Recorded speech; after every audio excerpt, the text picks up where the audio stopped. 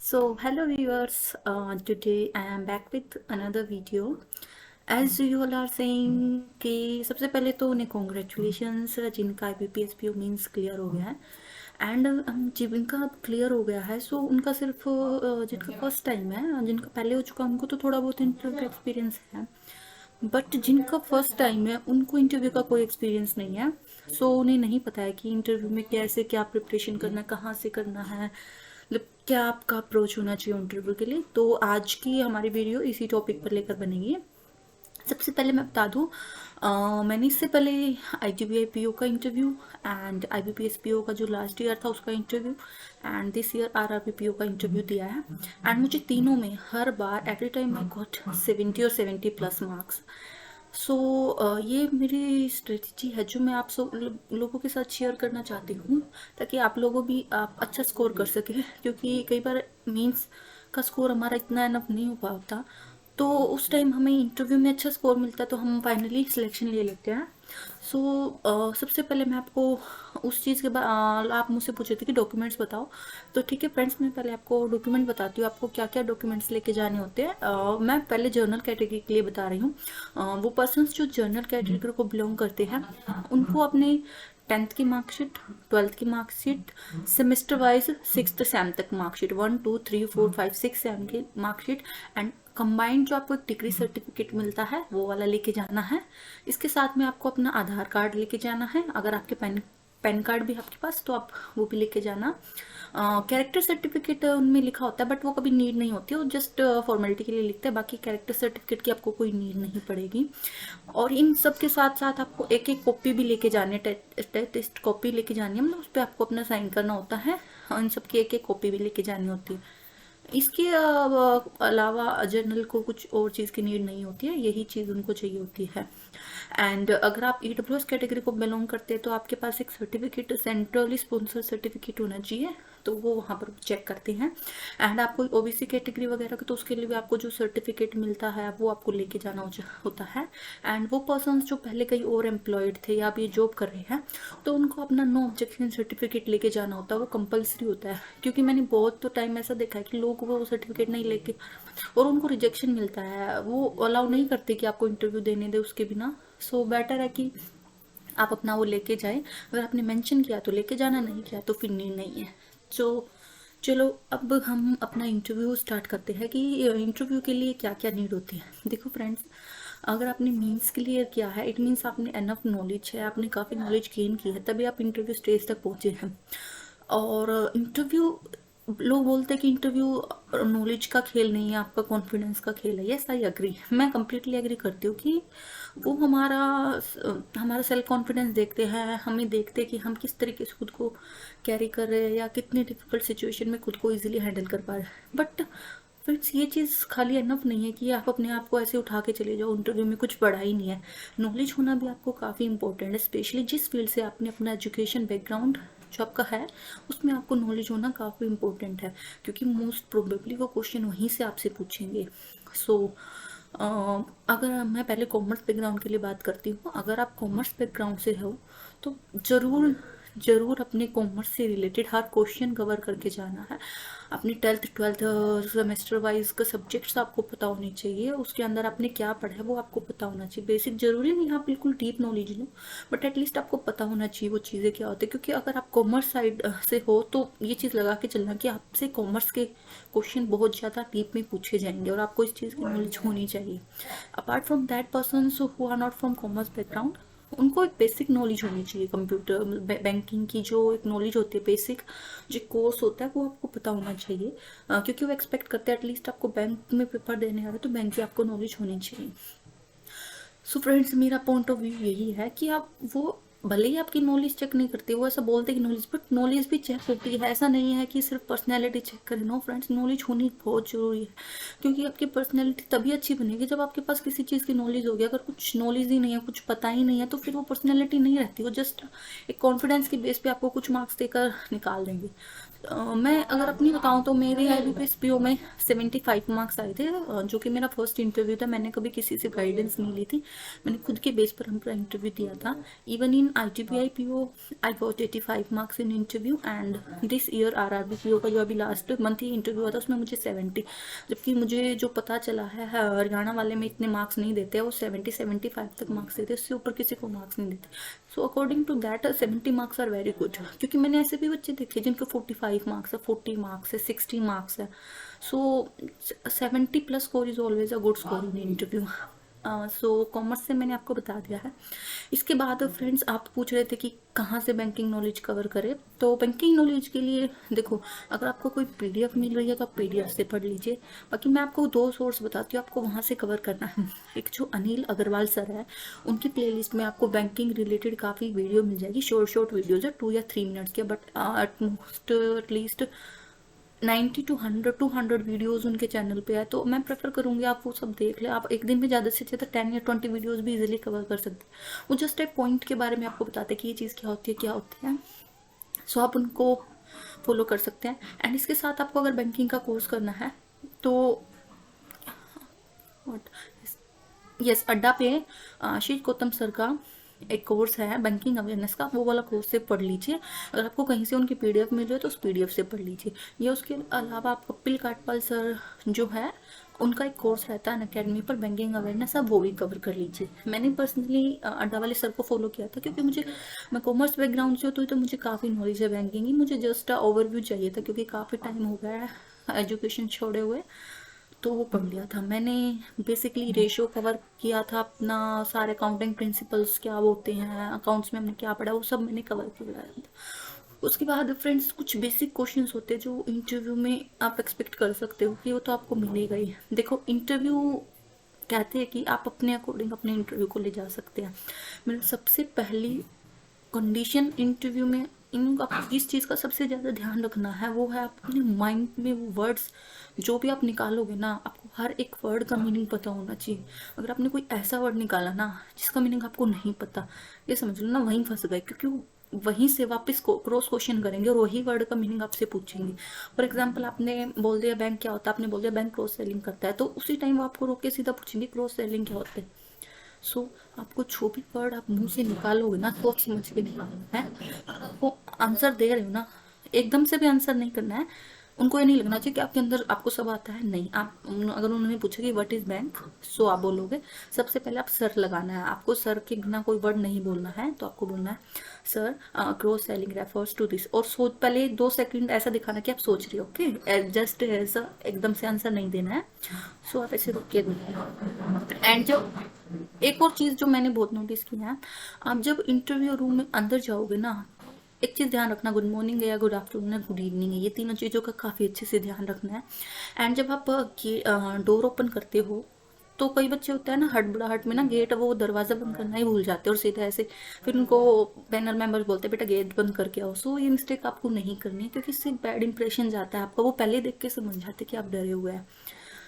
आराम से ओपन करना है, उनसे मे आई कम इन सर, मे आई मैम, जो भी आपको दिखेंगे उनको बोलना अंदर आने के लिए, फिर आराम से दरवाज़ा बंद करके वहाँ जाके खड़े हो जाना है। एंड सबको अगर आप चाहो तो एक एक करके विश कर सकते हो, सबको एक साथ। मैं हमेशा सबको एक एक करके विश करती थी, गुड मॉर्निंग या गुड आफ्टरनून जो भी था। उसके बाद मैं वहाँ पर खड़ी हो जाती थी। मैं जब तक नहीं बैठती थी जब तक वो मुझे बैठने के लिए नहीं बोल देते। सो वो आपको बोलेंगे बैठने के लिए, तभी आपको बैठना है। थैंक यू सर या मैम जो भी है, आपको उनको बोलना है। एक चीज़ और बताऊंगी फ्रेंड्स, अगर आपका फर्स्ट टाइम इंटरव्यू है ना, बहुत लोग आपको डराएंगे। इवन जब आपका खुद का इंटरव्यू का नंबर आएगा ना, आपके मन में इतना डर होगा। तो पता है, मैंने आज तक इतने इंटरव्यू दिया, पर मैं आज तक भी ना एक भी इंटरव्यू में नहीं डरी। मैंने अपने अंदर ना किसी को शो होने ही नहीं दिया कि मैं अंदर से डर रही हूँ। भले ही मैं अंदर से डरती थी, बट मैंने बाहर अपने फेस पर ऐसा एक्सप्रेशन रखा कि कोई समझ ही नहीं सकता कि मैं अंदर से डरी हुई हूँ।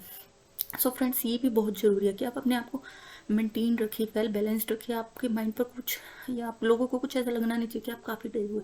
वहाँ लोग आपको सब डराने की कोशिश करेंगे, सब बोलेंगे मुझे तो इतना डर लग रहा है। आपको हो सके तो ना वहाँ किसी से बात मत करना, आप चुपचाप अपना पढ़ लेना। बल्कि पढ़ने की भी जरूरत नहीं है, आप चुपचाप रिलैक्स का काल्म होकर बैठना है एंड अपनी टर्न की वेट करनी है। जब आपका नंबर आए तो आराम से जाना है, बस डरना नहीं है। डरना क्या होता है यार, ये वही लोग होते हैं, कुछ नहीं होता। ये लोग जस्ट ये समझ लो कि आप किसी अपने फ्रेंड के सामने बैठे हो और वो आपसे कुछ क्वेश्चन पूछ रहा है और आपको सिर्फ उनके आंसर देते हैं। मैं तो ऐसे समझती थी कि मैं जैसे कि बैठी हूँ और मुझे कोई देखने वाला आया और मुझसे क्वेश्चन पूछ रहे, मैं उनको आंसर दे रही हूँ। मेरा हमेशा ऐसे ही सोच के चलती थी। तो मुझे ना उनसे बिल्कुल डर नहीं लगता था, मैं कभी नहीं डरी उनसे। तो आपको भी नहीं डरना। सबसे पहले तो आपको अपने माइंड को, अपने फेस को हैप्पी शो करना है और हमेशा पॉजिटिव आंसर और स्माइल के साथ देना है। आपको कभी भी ना उनको कट नहीं करना है। अगर वो कुछ बात बोल रहे हैं और आपको लगता है कि वो गलत है तो आपको बोलना है yes sir you are right. अगर आपको कोई क्वेश्चन नहीं आता है तो उसका आंसर आपको डायरेक्ट नहीं बोलना नहीं सर मुझे नहीं आता, आपको थोड़ा सोचना है एंड देन बोलना है sorry sir I am not aware about this fact but I will study. मैं उसको पढ़ लूँगा घर जाके, मैं ज़रूर चेक करूँगा। तो वैसा उनको बोलना है। और अगर वो कोई बात बोल रही है, अगर वो होता है ना काले घोड़े को सफेद बोल रहे हैं, तो आपको बोलना यस सर वो सफेद ही है। आपको उनको बिल्कुल भी कॉन्ट्राडिक्ट नहीं करना है क्योंकि वो आपके सीनियर्स हैं। आपको उनको काफ़ी रिस्पेक्ट देनी पड़ेगी और वो ये चीज़ चाहते हैं कि आप उनको रिस्पेक्ट दो, आप उनकी कोई बात को ना काटो। हाँ अगर कोई पॉइंट है वो जो जानबूझ के गलत बोल रहे हैं और आपको उनको रॉन्ग प्रूव करना है तो बोल सर हो सकता है ऐसा, बट सर मैंने ऐसा पढ़ा है, बट फिर भी मैं एक बार घर जाके चेक करूँ। तो आपको अपना पॉइंट ऑफ व्यू भी रखना है। ये नहीं है कि आपने अपना पॉइंट ऑफ व्यू नहीं रखा है। अगर वो चीज़ कोई जाओ जानबूझ के भी कई बार गलत बोलते हैं आपको मिसलीड करने के लिए, बट आपको नहीं आना। अगर आपको कोई चीज़ एग्जैक्ट पता है तो ही बतानी है, गैस नहीं करना है। हाँ अगर आपको गैस करना है तो आप उनसे पूछ लीजिए सर मुझे आंसर नहीं आता, क्या मैं गैस कर सकती हूँ। सो ऐसे। बाकी एक क्वेश्चन हो रहता है लोगों का कि मैम मैं हिंदी में इंटरव्यू दूँ या इंग्लिश में इंटरव्यू दूँ। देखो मैं आपको सिर्फ एक चीज़ बोलूँगी, अगर वो आपसे क्वेश्चन इंग्लिश में पूछ रहे हैं तो आप उसका आंसर इंग्लिश में दीजिए। अगर उसने क्वेश्चन हिंदी में पूछा है तो आप उनका आंसर हिंदी में दीजिए। ऐसा कोई फिक्स नहीं होता कि आपको हिंदी में देना है इंग्लिश। मेरा इंटरव्यू हमेशा बाइलिंगुअल चला है, कभी मैं इंग्लिश में आंसर दिया, कभी मैंने हिंदी में आंसर दिया। सो आप वो अपने जो जैसे होगा उसके अकॉर्डिंग आप खुद का कर लेना है। और एक बेसिक क्वेश्चन आता है मैम इंटरव्यू कैसे दे। देखो फ्रेंड्स जैसे कि मैं आपको एक चीज़ बताऊं, अगर आप अनिल सर अग्रवाल सर की वीडियो देखते हैं ना तो उसमें ना सर ने एक बहुत शॉर्ट सा इंट्रोडक्शन दे रखा है। Sir my name is this and I am very useful in banking. भी मैं ऐसा बोलना तो नहीं चाहती बट मेरी एक फ्रेंड है उसने सेम इंटरव्यू में यही लाइन आरआरबी पीओ में बोली, sir my name is this and I am very useful in banking. तो सर ने बोला अपने बारे में और तो बताओ। तो मतलब सर को वो उनको वो चीज़ अच्छी नहीं लगी, आपने सिर्फ एक ही लाइन में अपना इंटरव्यू ख़त्म कर दिया। सो सर सबका पॉइंट ऑफ व्यू अलग होता है। तो फ्रेंड्स मैं चाहूँगी आप अपना एक जो इंट्रोडक्शन है ना अपने बारे में ना एक बहुत प्रिसाइज और एक ब्यूटीफुल आंसर तैयार करना है जिसके आपको बोलना है sir my name is this.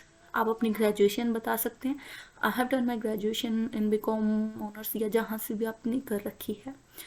इसके साथ मैं अपना बताऊँ तो फ्रेंड्स मैं चाहती हूँ कि मेरा इंटरव्यू मेरे अकॉर्डिंग जाए। तो मैं हमेशा अपने इंटरव्यू को अपने हस्बैंड के पॉइंट ऑफ व्यू पर लेके जाती हूँ because my husband is in Indian air force. तो मैं हमेशा अपने इंटरव्यू ना उनका नाम लेती हूँ क्योंकि मैं चाहती हूँ कि मेरा इंटरव्यू ना मेरी पर्सनल चीज़ों के अराउंड ही रहे, मेरा इधर उधर ना जाए स्टडी रिलेटेड ज़्यादा। क्योंकि मुझे ना करंट अफेयर्स से में ज़्यादा नॉलेज नहीं है, मैं बिल्कुल नहीं चाहती मुझसे करंट अफेयर्स या कुछ ऐसा पूछे। सो मैं बोलती sir my name is Preeti and I have done my graduation in BCom honours from this college and in 2018 I got married and currently my husband is serving in Indian Air Force and from the last 2 or 1 years I have been preparing for banking exams। Even मैं अपनी hobby भी नहीं बताती थी क्योंकि मुझे नहीं अच्छा लगता अपनी हॉबी ऐसे अपने बारे में बताना। मैं सिर्फ इतना इंटरव्यू देती थी, इंट्रोडक्शन दिया, जस्ट मेरा इंटरव्यू खत्म होती ना उनका क्वेश्चन मेरे हस्बैंड पर चाहता था, ओ आपके हस्बैंड एयरफोर्स में है बहुत अच्छा है। तो मैं कहती यस सर। सो आप तो उनका दूसरा क्वेश्चन हमेशा मेरे पास तीनों इंटरव्यू में यही हुआ मेरे साथ, आप अपने हस्बैंड के साथ नहीं रहते। तो मैं उनको कहती हूँ सर मैं पहले रहती थी बट अभी एग्ज़ाम प्रिपरेशन के लिए मैं यहाँ पर अपनी mother in law father in law के पास रह रही हूँ ताकि मैं प्रिपरेशन अच्छे से कर सकूँ। तो वो बोलते हैं वेरी गुड। सो फिर एक दो क्वेश्चन वो मेरे हस्बैंड से पूछ लेते कि उनकी पोस्टिंग कहाँ है क्या कर रही हैं। तो इसमें ना मेरा कुछ 3-4 मिनट इसी में चली जाती है। फिर थोड़ा बहुत टाइम बच जाता है 5-6 मिनट ज़्यादा से ज़्यादा, जिसका 10 मिनट्स भी चलता है। तो बस उसमें वो एक दो फॉर्मेलिटी के लिए मुझसे क्वेश्चन पूछ लेते हैं कि कंटीजेंट लाइबिलिटीज़ क्या है बैंकिंग की, मतलब मोस्टली बैंकिंग से क्वेश्चन। मेरे तीनों इंटरव्यू में आज तक भी मैंने अपना इंटरव्यू ना जीके के रिलेटेड क्वेश्चन या कुछ ऐसे बैकग्राउंड में कभी नहीं जाने दिया क्योंकि मैंने अपने इंट्रोडक्शन में कुछ ऐसी चीज़ बताई नहीं है कि तुमको कुछ पूछने के लिए मिले। तो फ्रेंड्स आप ये पॉइंट समझ लेना मैं क्या कहना चाहती हूँ, आप जो इंट्रोडक्शन दोगे वहीं से आपके क्वेश्चन निकलेंगे। सो अपना इंट्रोडक्शन प्रिसाइज रखिए। हाँ आप फिर हम पूरा इंटरव्यू देने के बाद लास्ट में आप बोल सकते हैं sir I think I am very useful asset in banking, आप ये चीज़ बोलिए। और जैसे ही आपने ये लाइन बोली ना sir I am very useful I can और I could be prove very useful for banking, so आपसे पूछेंगे डायरेक्ट, मैं आपको लिख के दे रही हूँ, आपको उनका नेक्स्ट क्वेश्चन होगा how you are useful in banking.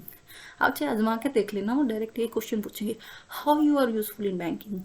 So जिन लोगों ने कॉमर्स कर रखा उनका तो डायरेक्ट रिलेशन है बैंकिंग से, लेकिन जिन लोगों की फील्ड कुछ और है, साइंस फील्ड है, तो इस चीज़ का आंसर उनको बहुत अच्छे से प्रिपेयर करना कि कैसे उनकी नॉलेज बैंकिंग में रिलेटेड है, कैसे वो यूज़फुल है। तो इसमें आप अपना आंसर दे सकते हैं sir I am very hard. मैं आपको बता देती हूँ, मैंने एक आंसर लिख के, मैंने जो लास्ट ईयर मैंने अपनी इंटरव्यू स्पेशल रिलेटेड डायरी बना रखी है, तो उसमें मैं अपने सारे आंसर से लिखती हूँ। तो आप ये वाला आंसर इसमें बोल सकते हैं, wait friend I tell you. Sir आप इसमें बोल सकते हैं अगर आप मतलब क्वेश्चन आंसर देना चाहते हैं, sir since banking is a customer related service organisation I am very polite good listener communicator as well as confident, so all this quality will help me in customer satisfaction, I will understand the problem of customer and will be helping in smooth handling of transaction. If we help the customer, naturally the business of organization will grow. Therefore, I will feel satisfied. और ये इंसान आपको ऐसे बोल रहा है कि आपने रट नहीं रखा, आपको अपनी ऐसे सोच सोच के बोल रहे हैं, ठीक है, ऐसे एकदम से फ्लो में मत बोल देना, वरना उनको ऐसे लगेगा आपने आंसर रट रखा। मेरा हमेशा यही रहा, मैंने हमेशा अपनी एक डायरी प्रिपेयर कर रखी है, हो सका तो मैं इनकी फोटो अपने टेलीग्राम चैनल पर शेयर कर दूंगी, सारे क्वेश्चन जो एक फिक्स्ड क्वेश्चन होते हैं कि क्या क्या आते हैं, मैं आपको बताती हूँ क्या क्या फिक्स्ड क्वेश्चन जो आपको आने चाहिए। Why you choose banking sector, अगर आप दूसरे सब्जेक्ट से हो तो ये क्वेश्चन आपको आना चाहिए कि आपने बैंकिंग सेक्टर क्यों चूज किया। सो इसका आंसर आपकी स्ट्रेंथ और वीकनेस, और स्ट्रेंथ और वीकनेस ऐसे होनी चाहिए कि वो आपसे मैच होनी चाहिए, ऐसे नहीं आपने कुछ भी बोल दिया, ऐसे नहीं, मैच होनी चाहिए। मेरी स्ट्रेंथ और वीकनेस जैसे अडेप्टेबिलिटी, मेरी सबसे बड़ी फीचर, मेरा सबसे बड़ी स्ट्रेंथ अडेप्टेबल, मैं अपने आप को किसी भी सिचुएशन में कहीं भी अडेप्टेबल कर सकती हूँ। मैं काफ़ी क्रिएटिव पर्सन हूँ, मैं कोई भी वेस्ट चीज़ होती है ना उनमें से कुछ भी निकाल के बना सकती हूँ। मैं एक हार्ड वर्किंग पर्सन हूँ, मैंने हर सिचुएशन में अपने आप को एडजस्ट करना सीखा है, मैंने हर सिचुएशन में काम करना सीखा है, तो ये मेरी स्ट्रेंथ है। हालांकि वो वीकनेस भी पूछेंगे तो आप वीकनेस में ना उनको कुछ ऐसी वीकनेस बताएंगे जो एक तरीके से उनके लिए भी स्ट्रेंथ है। सो आप समझ रहे हैं मैं क्या कह रही हूँ, जैसे कि वीकनेस में, यस वीकनेस में आप बता सकते हो सर मैं, मेरी वीकनेस में आपको बताती हूँ, मैं मेरी एक ही वीकनेस है, I am a workaholic type, means मैं अपने वर्क में इतना बिजी हो जाती हूँ ना कि मैं भूल जाती हूँ कि मेरी खुद की एक दूसरी जिंदगी भी, मुझे उनको भी टाइम देना होता है। बीइंग अ हाउस वाइफ मुझे काफ़ी चीज़ों का सामना करना पड़ता है, मेरी फैमिली मेम्बर्स को भी टाइम देना पड़ता है, मेरे को घर वाले काम भी करने पड़ते हैं। सो मैं वर्कोलिक इतने हो जाती हूँ कि मुझे पता ही नहीं रहता कि मेरे काफ़ी काम छूट गया। तो आप ये वीकनेस बता सकते हैं क्योंकि ये एक तरीके से बैंकिंग के लिए ही फायदेमंद है। सो ये क्वेश्चन आपको आना चाहिए अच्छे से। एक क्वालिटीज ऑफ बैंक ऑफिसर, आपको ये क्वेश्चन भी अच्छे से आना चाहिए कि एक बैंक ऑफिसर की क्या क्या क्वालिटीज होती हैं। फंक्शंस, एक जो मैनेजर है, क्योंकि आप करंट मैनेजर का एग्जाम देने जा रहे हो तो आपको मैनेजर के फंक्शंस जरूर पता होने चाहिए। Next, why should we hire you, हम आपको ही क्यों ले, इसका आंसर आप तैयार कर सकते हैं। और बाकी जो बैंकिंग बेसिक नॉलेज होती है कि एनपीएस क्या होता है, एनपीएस पब्लिक सेक्टर बैंक में क्यों हाई होता है प्राइवेट सेक्टर के कंपैरिजन में, आप एनपीए को क्या समझते हैं, ये सब क्वेश्चन बैंकिंग एग्जाम में जब आप कोर्स कोई भी करेंगे वहाँ से आपको बिल्कुल नॉलेज मिल जाएगी बैंकिंग की नॉलेज के अलावा बस आपको कुछ बेसिक क्वेश्चन है जो प्रिपेयर करने होते हैं। सो फ्रेंड, ये सारा था इंटरव्यू के बारे में। बाकी ये था मेन क्वेश्चंस। बाकी आप जिस स्टेट से बिलोंग करते हैं, जहाँ से बिलोंग करें, वहाँ की चीज़ की भी आपको एक एक नॉलेज होनी चाहिए। अगर आपको लगता है ना कि आप किसी स्पेशल प्लेस से बिलोंग करते हैं तो वो आप अपने इंट्रो में मेंशन कर सकते हैं कि सर मैं इस प्लेस से बिलोंग करती हूँ और इस प्लेस की ये खासियत है, तो वो डायरेक्ट पूछेंगे कि भाई आपके प्लेस में ऐसा क्या है, क्या खासियत है। तो अगर आप अपने स्टेट का नाम बता रहे हो तो आपको अपनी स्टेट के बारे में सब कुछ पता होना चाहिए। सो आई थिंक मैंने इंटरव्यू के बारे में आपको सब कुछ बता दिया है। सो फ्रेंड्स, इंटरव्यू में जाओ, सेल्फ कॉन्फिडेंस लेके जाओ, नॉलेज लेके जाओ, अपने आप को अच्छे से कैरी करके जाओ। ऐसा नहीं है कुछ भी पहन के जाना है, अच्छे से नॉर्मल सी ड्रेस पहन के जानी है जिसमें आप अच्छे लगो, मतलब गुड लुकिंग लगो। ऐसा नहीं है कि हैवी ड्रेस पहन के या कुछ भी पहन के, ऐसा कैरी करो कि आप अच्छे लग रहे हो, ठीक है। और इंटरव्यू जब ख़त्म हो आप उनको थैंक यू बोल सकते हैं, thank you sir, have a nice day, उनको बोलकर बाहर आ सकते हो। और गेट बंद करना मत भूलना है, ऐसा नहीं आप गए गेट छोड़ गए खुला, गेट बंद करके आराम से आना है और डरना नहीं है, आपका इंटरव्यू बेस्ट जाएगा। तो मेरी ये स्ट्रैटेजी रहती है जो मैंने आपको शेयर किया, जिसके कारण मुझे हमेशा इतने अच्छे मार्क्स मिलते हैं इंटरव्यू में, और भी बढ़ सकते हैं। और एक चीज़ और, ये ज़रूरी नहीं है कि फ्रेंड्स आप हर क्वेश्चन का आंसर दें, क्योंकि मुझे नहीं लगता ऐसा कोई भी इंसान होगा जिसको हर क्वेश्चन का आंसर आता होगा। इवन मेरे इंटरव्यू में कई बार ऐसा होगा 3-4 क्वेश्चन का आंसर नहीं कर पाती थी, बट उस चीज़ को भी अपने को इतनी पॉजिटिव, सॉरी सर मुझे नहीं आता है, को उनको घुमाना नहीं है, नहीं आता तो नहीं आता है, और आता है तो आंसर देना है। आई थिंक फ्रेंड्स मैंने सारे क्वेश्चन जितने भी इंटरव्यू रिलेटेड क्वेरी थी मैंने कवर कर दी है। अगर इसके बाद भी आपको किसी चीज़ में डाउट है तो आप मेरे टेलीग्राम चैनल पर मुझसे मैसेज कर सकते हैं। Thank you friends.